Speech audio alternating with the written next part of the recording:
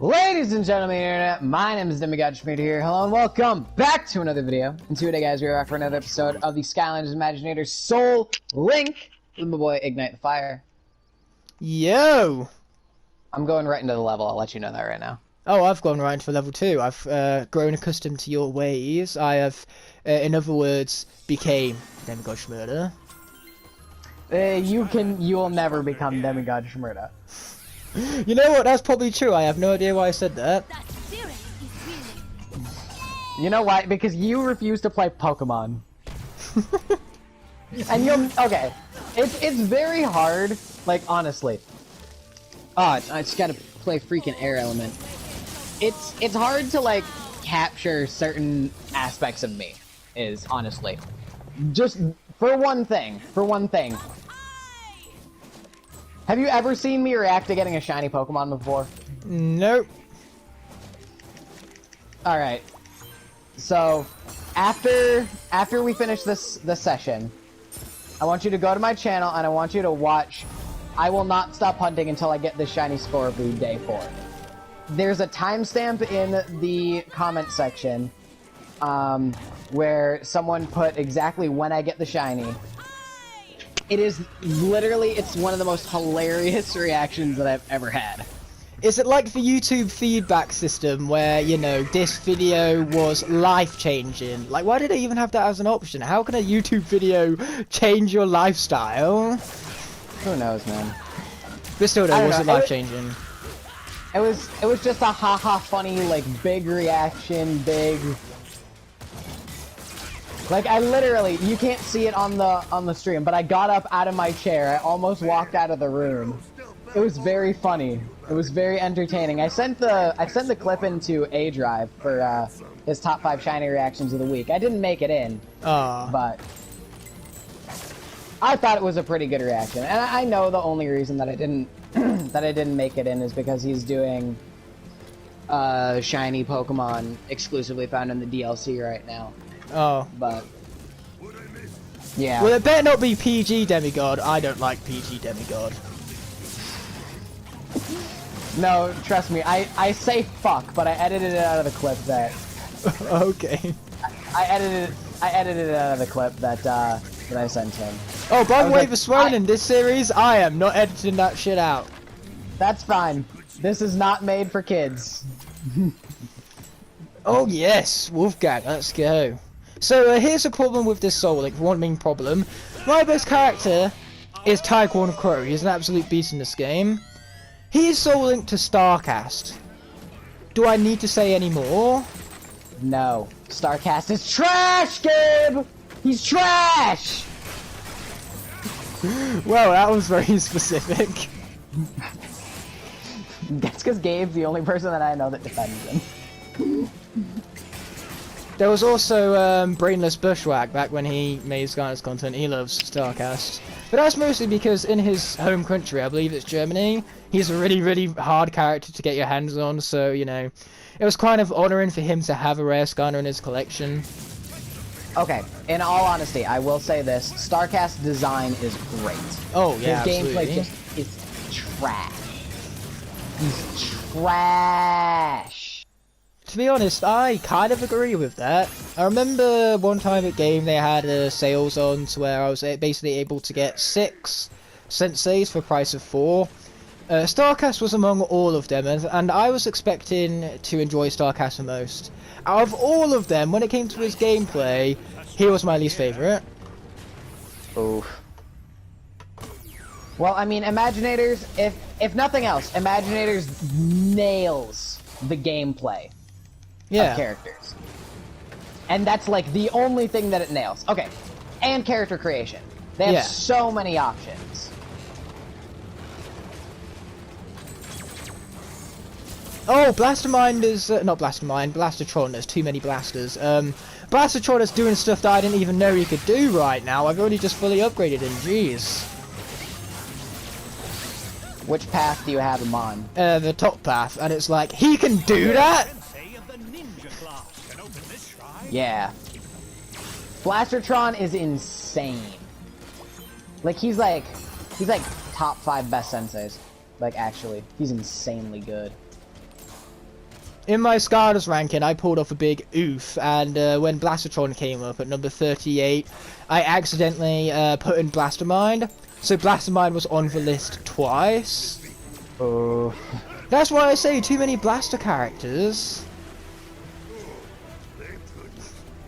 Oh, I gotta do the battle gong and I'm like half dead. Alright, well.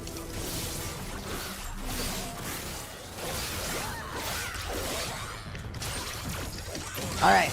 I now have double damage mode active, go! How do I do my combos? I don't remember. X. Okay, which one is...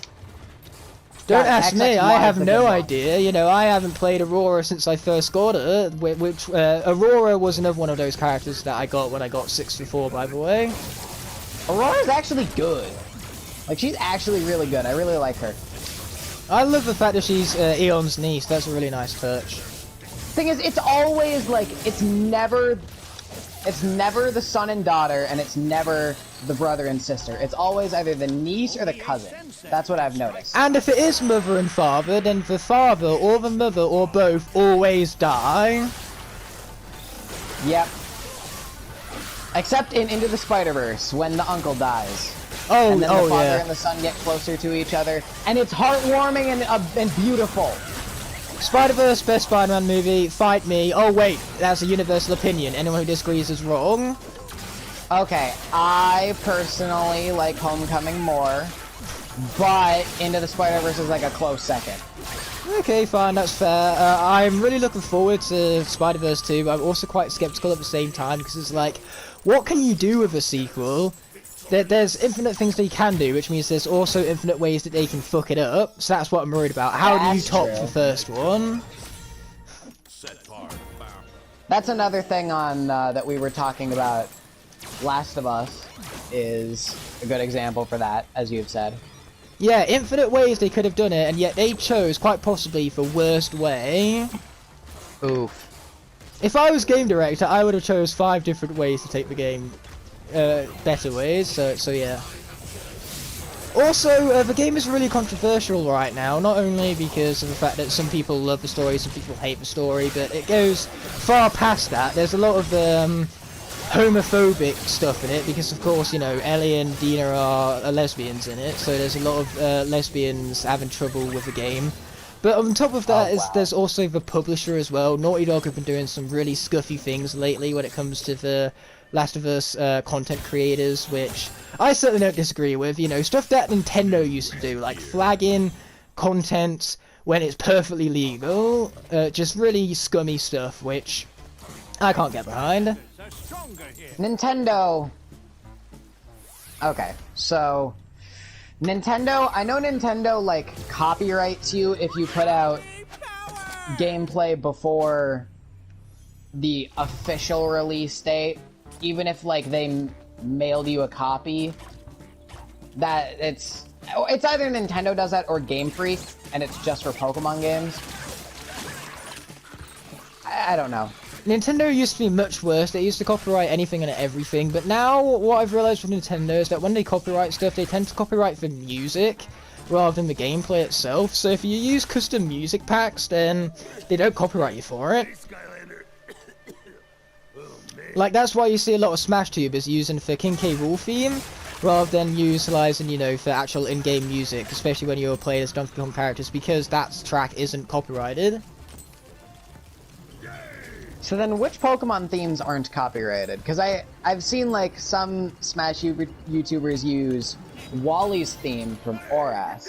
You know what, you have no idea what I'm talking about, never mind. Yeah, I have touched a Pokemon maybe once in my life when I played Pokemon Go for 5 minutes and I never touched it ever again. I'm serious, man, I'm serious. Sword and Shield is so good, like it actually is. I had to convince my friend Jacob, who by the way is already a massive Pokemon fan, to get... I can't believe they really just made me switch to Ambush and now we're about to go into a boss fight. He's a huge fan of Pokemon and he didn't want to get Sword and Shield even though he had a Switch, just because they didn't add in all of the Pokemon immediately as the game came out. And I was like, okay. And you know what? I actually convinced him to get it. So... The main thing about Sword and Shield is that I want to get it physically, okay? I want a copy of the game cover because they actually look pretty cool. I like the legendary Pokemon on them. And all of the electronic stores have been shut for the last few months. So as soon as my payday rolls around in a few days, I'm going to go to all of the electronic stores which have only just opened up, and I'm going to pick myself up a physical copy. That's the promise. I would get Sword. I would get Sword. Sword is the easier game. It's the better game. Zacian is I swear the only to difference is Zamazenta. like the legendary Pokemon, which in that case I would get Shield because the legendary Pokemon in that looks so much cooler. Okay, well, to each their own. I prefer Zacian to Zamazenta. So the Sword version is actually easier. The gyms that they chose, this is the first time that they've done version exclusive gyms. So the 4th gym that you fight, you'll fight in Sword, you'll fight a fighting type gym, whereas in Shield, you'll fight a ghost type gym. And the ghost type gym has a freaking Gengar as the ace, and Gengar is just insanely good, even with it losing Levitate. And then the 6th gym, you fight a rock type gym, and rock is just one of the easiest types ever to beat. Whereas in Shield, you'll fight an ice type gym, and yeah, the gym leader, she's got such a good team. She's a freaking nightmare. And then the Pokemon that you can find in Sword version, the exclusive Mons, are just a lot better. You'll find Galarian Farfetch'd and Galarian Darmanitan, as opposed to Cursula, and I don't remember what the other version exclusive is, Galarian Rapidash. There we go, I figured it out. But you'll just get better. In my opinion, Sword is better, but I can understand why people would get Shield because it's a more challenging game. That's exactly why I'm going to get Shield. You know, my first Pokemon game, why not make it harder? But I do actually have one connection to Pokemon, and it might not be what you first think for trading cards. Okay, that's where most people get introduced to Pokemon first as well. That's how I got into it. Yeah, I have just fucking hundreds upon hundreds of Pokemon cards in my attic right now. I have so many, it's insane. Hey, older cards, some like older rare cards go for a lot of money now. Yeah, but I don't think I have any of the rare ones. I have a lot of common ones. Because the thing with Pokemon cards is that I never bought a single pack. However, my friend bought hundreds of them. So my friend, whenever he got doubles, would just give the cards to me. So I have basically hundreds upon hundreds of his doubles. That's not the worst thing. No, it's not. And I mean, like, I probably Commander- have a few rare ones, you know. But with me, it's probably Magic the Gathering that I'm more likely to have rare cards for, because I love Magic the Gathering. I think that is the best card game out there. Yu-Gi-Oh! Is better at my ass, so, yeah. I think I've played Yu-Gi-Oh! Maybe once and Magic maybe once. So. The thing with Magic is that it's very fast-paced, it's pretty complex, and it's so broken as well. Once you know the strategies, once you have the right cards, there are ways that you can get infinite health, you can deal infinite damage in a single turn, if you can get the right combination of cards. It can get really, really insane. That is what we call a fat oof.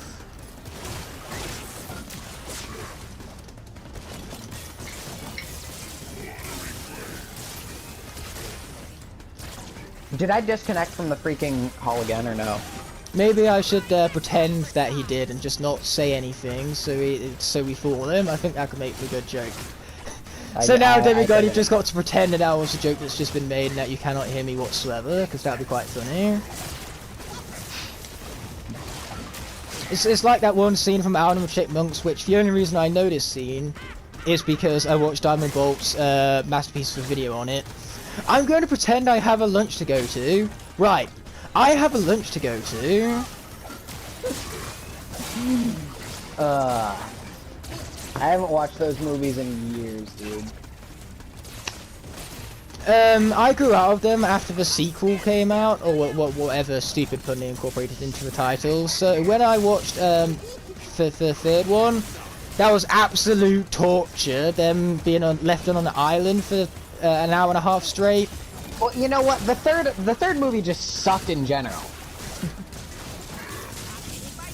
And then the fourth one came out, and I believe it was even worse. Not that I even remember the third one. In fact, I don't even think I've seen the third one from beginning to end, which is probably a blessing in disguise, let's be honest. I'd never seen the fourth one. The first one is actually really good for a kids movie.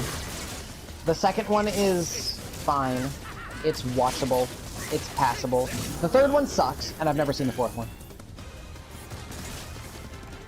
Okay, so here's how the Transformers movies goes, just to completely turn 180 and change the topic once again. We're really good at that.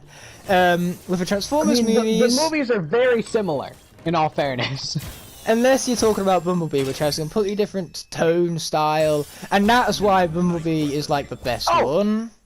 Since the last Soul Link, I know we talked about this in the last Soul Link, I've seen Bumblebee. Yes! I've seen Bumblebee now, and it was fine. I think it was great. I think it was more than fine, but hey, you're entitled to your opinion. I just, you know, it was fine. But I know that they're gonna do another one, and it's gonna be what, Prime or something like that. So, but yeah, it was fine. I liked it. I was content watching it. It was the first Transformers movie that I didn't sit through in many years, and I was like, really? Just got wind that Chaos is on his way to a place called Anyway, Transformers movies. What about them? You were gonna say how they go, and then I interrupted you.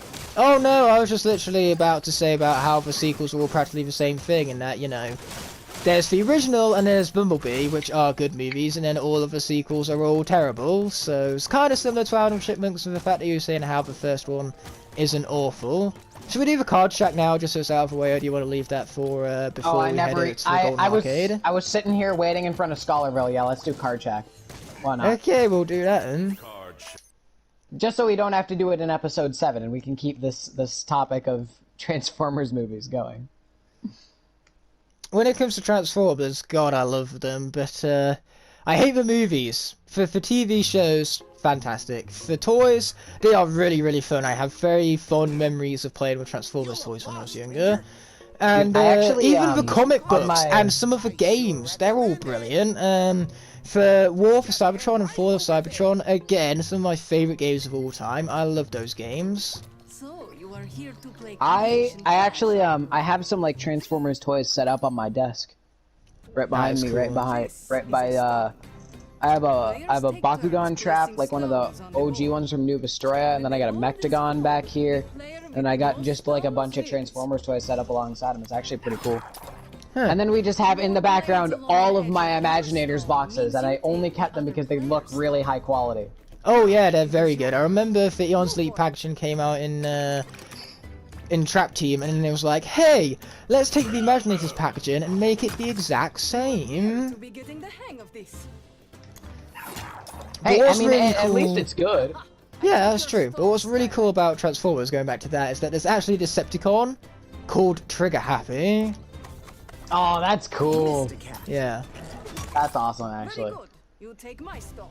I'm pretty sure that's the only one that carries over, though. But I did watch a film recently. It was called Eurovision Song Contest for Fire Saga. It's a Netflix original, and basically it's about two Icelandic singers that get to compete in the Eurovision Song Contest. And their song is called Double Trouble, so I really appreciated that. That's pretty cool. Well, if there is like 167 Skylanders, so the chances are their names will be used unintentionally somewhere else at some point. Yeah. Yeah, I always like when there's like unintentional references to other things, you know? Yeah, but they're always the most fun ones, you know, when you notice a reference that's not necessarily intentional. Or, you know, you're the only one in the cinema who actually notices the reference, because in the Sonic movie, Sonic actually kind of takes a dig at Mario when he's going about how, oh, I hate mushrooms. Kind of is, but still, I'm the only one who noticed that, it seems. I'm the only one who got a chuckle out of it.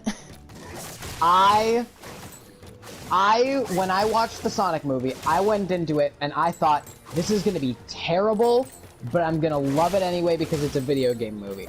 I think we went over this in the last Soul Link, but I don't remember. But anyway, I actually really liked the Sonic movie. And I that's- was and that- surprised by the that's Sonic coming- movie. That's coming from me, who like... Okay, yeah, I also like Detective Pikachu, but with Pokemon I have rose-colored glasses. I have, like, no attachment to the character of Sonic the Hedgehog, and I actually liked it. It was not bad. I had fun in the theater. I was sitting next to my friend Jacob, who is a massive Sonic fanboy, Oh yeah. and I actually liked it. It was good. My attachment to Sonic at this point is basically Smash and Sonic 06. All I can say is that that movie was like 5 million times better than Sonic 06. It surprised me. I was going into it expecting complete and total garbage. I'm in the same boat as you. I actually quite enjoyed it. Yeah, it was so much better than it ever had any right to be. Yeah. Mostly because, you know, all of these video game movies are worried about cramping down a reference to the games every 2 frames, whereas Sonic the Hedgehog, it had Sonic in it, it had Dr. Robotnik in it, and then the rest of the cast was completely original, and the Tails reference was at the very end of the credits, so basically it didn't overwhelm the audience, and because of that, it gave us, as the audience, more time to connect to and care for its characters. That's why it works. I just thought it was a good movie, and it was fun, which is always a good thing. Although, why'd they have to make Sonic floss? Why would you remind me of that? Now that image is burned in my head. I'm sorry. It's been burned into my retinas forever. You have to suffer like I do now. Luckily for me, because I see so many films, I tend to forget things like Sonic flossing until people bring it up. Why'd they have to make Sonic floss? Why? So we're ready There to was conclude no there reason then? for that. I'm in the middle of a Creation Clash match. I went into the back and I did the other ones, but yeah, no, we can end whatever. No, you might as well finish those, and then once you get outside Scholarville, tell me and we'll call it a day. Sure. I love how Graveclub actually has water dripping down him and then the ripple effect that creates from the ground below him. That's just... It's small attention to details like that that I really appreciate in games, because stuff like that is unbelievably hard to generate. At least for a video game it is. Kind of on topic, kind of not, with Graveclobber. I was going to make, like... because okay, so... Make and Gabe and Cute Free are going to make a Sins video of my Crash Sins video that I did however long ago. And... So what I was going to do is I was going to make a video publicly acknowledging they were going to do it and giving them permission, right? And then I went back and I looked at the old Sins video and I was like, yeah, I could make a small commentary on this myself. And so one of the things that I was going to say in that, I'm not going to do the video now, although I might. Anyway, one of the things I was going to say was Crash brings up why Graveclobber is a water element.